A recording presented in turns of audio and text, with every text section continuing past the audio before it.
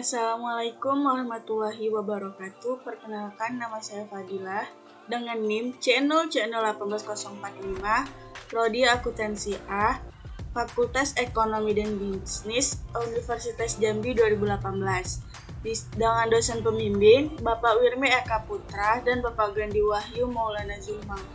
Di sini saya akan menjelaskan tentang aspek fiskal dari aset lancar berupa beban dibayar di muka.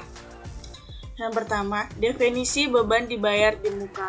Menurut Wild dan Kwok 2011-118, beban dibayar di muka ialah pos-pos atau items yang pada awalnya dicatat sebagai harta tetapi diharapkan menjadi beban di kemudian hari setelah melampaui kegiatan normal perusahaan.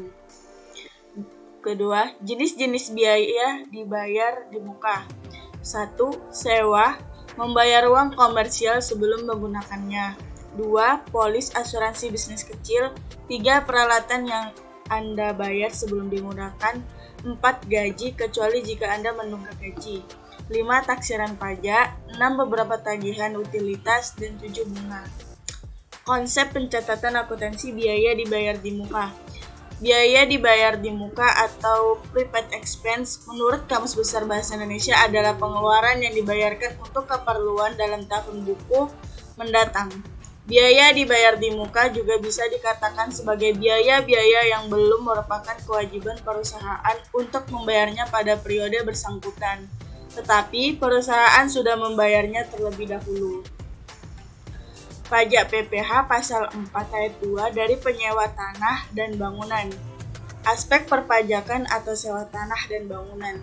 Pada dasarnya, terdapat dua aspek perpajakan atau atas sewa tanah dan bangunan, yakni PPh Pasal 4 Ayat 2 dan PPN. Atas pembayaran biaya sewa tanah dan bangunan oleh suatu perusahaan, maka perusahaan wajib memotong dan menyetorkan PPh Pasal 4 Ayat 2 sebesar 10% dikali seluruh biaya sewa. Pihak penyewa pun wajib memberikan bukti pemotongan PPh Pasal 4 Ayat 2 ke pemilik tanah dan bangunan tersebut. Sedangkan pemilik tanah dan bangunan wajib menerbitkan faktur pajak atas pungutan PPN 10% seluruh biaya sewa atas transaksi sewa tersebut.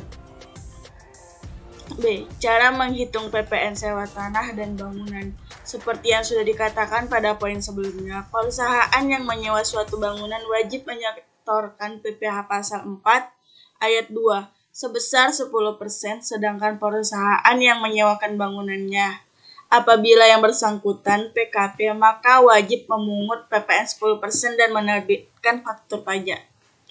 Pajak PPh Pasal 23 dari penyewa kendaraan bermotor dari aset tetap lainnya.